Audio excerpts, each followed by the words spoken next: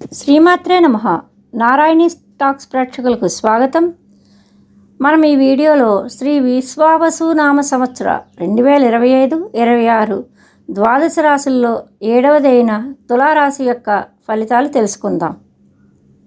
ఈ రాశిలోకి చిత్త 3-4 పాదాలు, స్వాతి 1-2-3-4 పాదాలు, విశాఖ 1-2-3 పాదాలు వస్తాయి. ఆదాయం 11, వ్యయం 5, రాజ్యపూజ్యం 2, అవమానం 2గా ఉంది. ఈ సంవత్సరం ఈ రాశి వారికి గ్రహ సంచారం ఏ విధంగా ఉందో తెలుసుకుందాం. ప్రస్తుతం గురుగ్రహం అష్టమ సంచారం, తదుపరి మే నుండి భాగ్యస్థాన సంచారం జరుగుతుంది.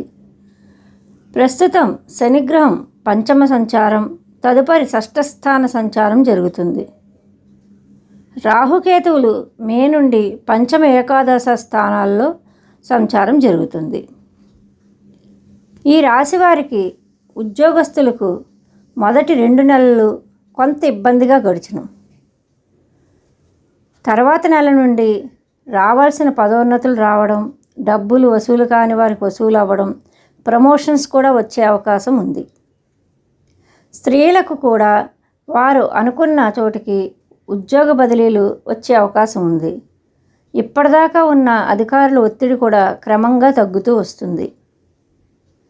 పనిలో మీకు చాలా చురుగ్గా చేసే అవకాశం ఉంటుంది. చక్కగా మీరు అనుకున్న కార్యాలన్నీ కూడా సాధిస్తారు.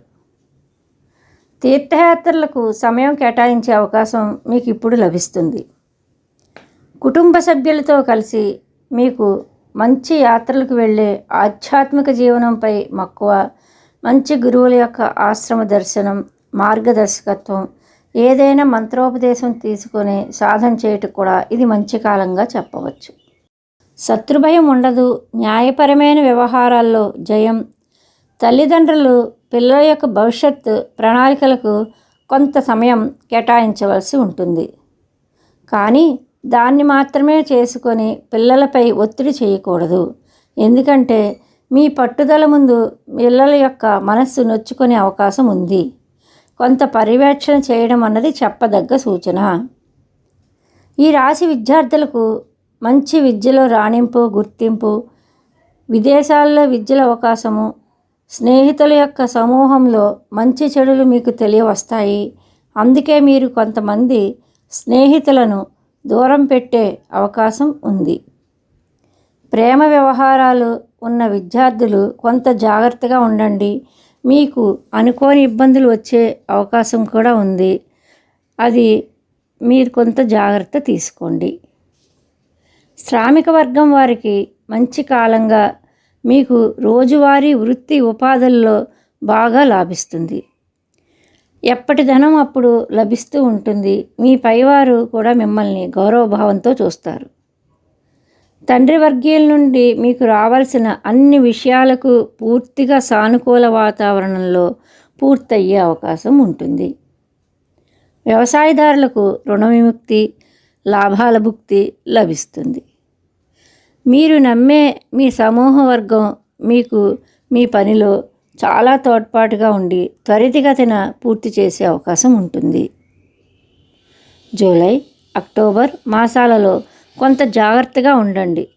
సోదరులతో విభేదాలు, అనుకోని తగాదాలు, భార్యాభర్తల మధ్య కలహాలు వచ్చే అవకాశం ఉంటుంది. రోజువారీ పనిలో తొందరపాటు పడకుండా కొంత వివేకంతో ఉండండి. ఇది మీకు చెప్పదగ్గ సూచన. ఇంకా ఈ రాశివారు చేసుకోవాల్సిన పరిహారాలు చూద్దాం.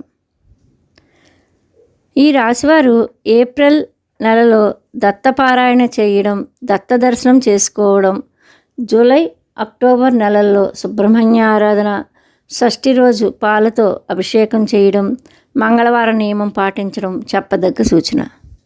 సంవత్సరం మొత్తం వెంకటేశ్వర వజ్రకవచం చదువుకోవడం, వెంకటేశ్వర దర్శనం చేసుకోవడం కూడా ఉండాలి. ఇవన్నీ కూడా గోచార గ్రహ ప్రభావమై మాత్రమే చెప్పడం జరుగుతోంది. మీ జన్మజాతకంలో గ్రహాల యొక్క శుభస్థితి, దశ, అంతరాలు బాగుగా ఉంటే ఈ ప్రభావం కొంత తగ్గే అవకాశం ఉంది. మీకు ఈ వీడియోలో అంశాలు ఉపయుక్తంగా ఉంటే ముగ్గురికి పంచండి, అభినందించండి, సభ్యత్వం పొందండి. వృశ్చిక రాశితో మరలా కలుద్దాం. శ్రీమాత్రే నమః.